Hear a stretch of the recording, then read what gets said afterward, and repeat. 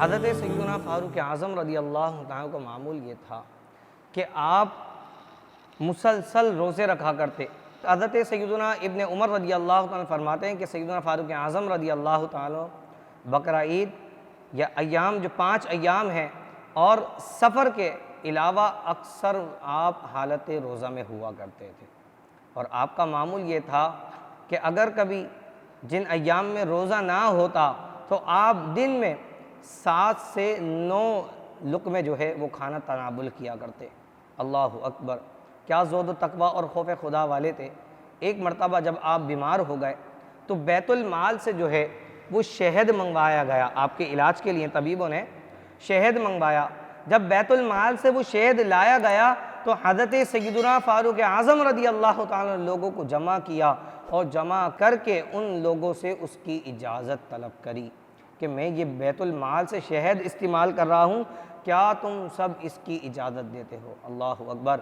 سیدنا فاروق اعظم رضی اللہ تعالیٰ کے بارے میں آتا ہے کہ جب آپ مدینہ منورہ سے حج کے لیے چلے تو راستے میں ایک جگہ پہ پڑاؤ ڈالا، آپ نے منبر لگایا اور منبر پر خطبہ ارشاد فرمایا۔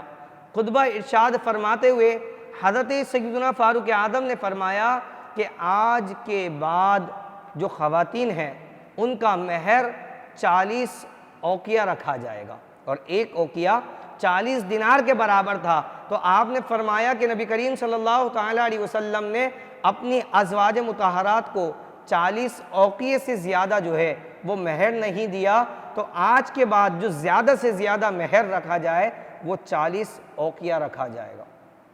جب آپ نے یہ بات ارشاد فرمائی تو ایک بزرگ عورت اٹھی اور سیدنا فاروق اعظم رضی اللہ تعالیٰ کے پاس آئی اور قرآن سے استدلال فرمایا کہ مہر اللہ نے عورتوں کا حق رکھا ہے، وہ جتنا چاہے اپنا مہر رکھ سکتی ہیں۔ اللہ اکبر۔ حضرت سیدنا فاروق اعظم دوبارہ منبر پر تشریف لے آئے اور لوگوں سے فرمایا، لوگوں آج ایک عورت جیت گئی اور ایک مرد ہار گیا، اور آپ نے پھر اپنی بات کو چاہتے تو استدلال کر سکتے تھے، آپ کے پاس اور بھی دلیلیں موجود تھیں، لیکن آپ نے فرمایا اللہ اکبر، ایسے لوگ یہاں موجود ہیں جو قرآن سے ڈائریکٹ استدلال کر رہے ہیں۔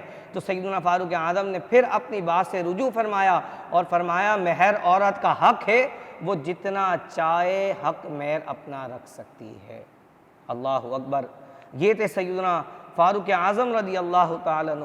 آج اگر کسی کو کوئی بات اصلاح کے طور پر بتا دی جائے یا کسی سے کوئی بات غلط بیان ہو جائے، اگر اسے وہ بات بتا دی جائے تو وہ اپنی بات پر اڑ جاتا ہے، 10 دلیلیں پیش کرنا شروع کر دے گا۔ لیکن ہمارے اسلاف کا عالم یہ تھا کہ اگر کوئی قرآن سے استدلال کرتا تو وہ اپنی بات سے رجوع کر کے اور ان کی بات کو رکھ لیا کرتے ہیں۔